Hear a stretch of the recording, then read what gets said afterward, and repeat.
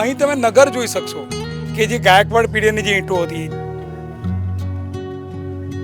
તો મુગલ સલ્તનત પીઢીમાં જે બાંધકામ થયું એ વખતની જે રીતભાત ને બ્રિક મેસનરી વર્ક જે હતું એ જોઈ શકશો.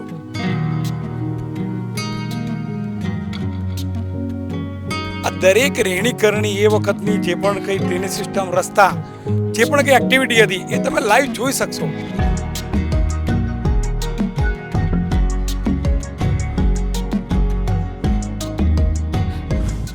હાલ આપણે વડનગરના આર્કિયોલોજીકલ એક્સપિરિયન્શિયલ મ્યુઝિયમની બહાર ઊભા છે.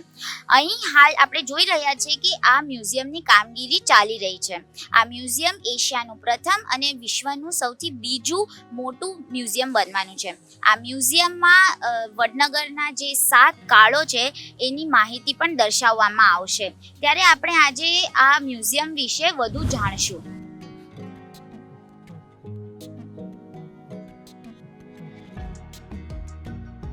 એકચ્યુઅલી શું છે કે જનરલી મ્યુઝિયમ જ્યારે બનતા હોય ને તો જે અમે સાઈડ ઉપર ખોદકામ કરીને જે પણ કંઈ એવિડન્સ મળે, જે પણ અમારી પાસે કે ને એન્ટિક્વિટી મળે, એ અલગ અલગ વિષય પ્રમાણે મ્યુઝિયમ એને ડિસ્પ્લે કરે.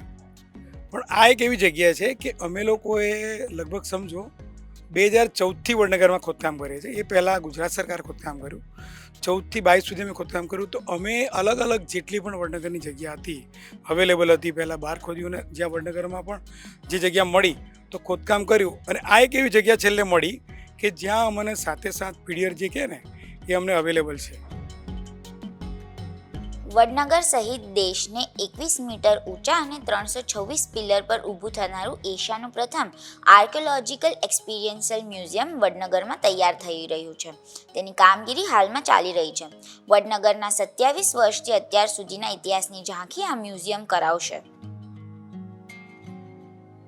તો અહીંયા આગળ સમજો કે પહેલાં શરૂઆતથી લે તો ગાયકવાડ પીરિયડથી લઈને ગાયકવાડ, ત્યાર પછી મુગલ સલ્તનત, ત્યાર પછી સોલંકી, ત્યાર પછી પોષત્રપ, ક્ષત્રપ, મૌર્ય અને પ્રી મૌર્ય, એમ 7 પીરિયર અલગ અલગ 10-10 મીટરના ડિસ્ટન્સે ખોદકામ કરેલા છે. અને એ અલગ અલગ ડેપ્થ સુધી નીચે ગયા છે. લગભગ અમે 18 મીટર ગયા. 18 મીટર પછી શું છે કે પાણીનો પ્રવાહ એટલો બધો છે, કારણ કે આજુબાજુ વોટરલોગિંગ એરિયા છે. આ નગરની મુખ્ય જો તમને કહું ને તો જો વિશેષતા હોય ને તો ઇન્ટરલિંકિંગ ચેનલ, એટલે અહીંથી 22 કિલોમીટર દૂર એક બાણગંગા કરીને પ્લેસ છે, ત્યાંથી પાણી આ નગરમાં આવતું અને એ બાકીના લગભગ સર્વિસ્ટાલ એક સાથે જોડીને બાકીના 35 તળાવ સાથે જોડેલું છે. એટલે વોટરલોગિંગનો મેઇન પ્રોબ્લેમ છે. 18 મીટર પછી પાણી તમને કોઈ પણ જગ્યા આવે, એટલે 18 મીટરથી અમે નીચે ન જઈ શક્યા. ત્યાર પછીનું જે કામ છે કરવાનું અમારા માટે મુશ્કેલ, છતાં પણ 2 મીટરમાં ગયા હતા. તો એ 2 મીટર ગયા પછી અમે બંધ કરવું પડ્યું, કારણ કે ત્યાર પછી શું હતું કે દિવાલો પડી જતી, કારણ કે માટીની બનેલી છે.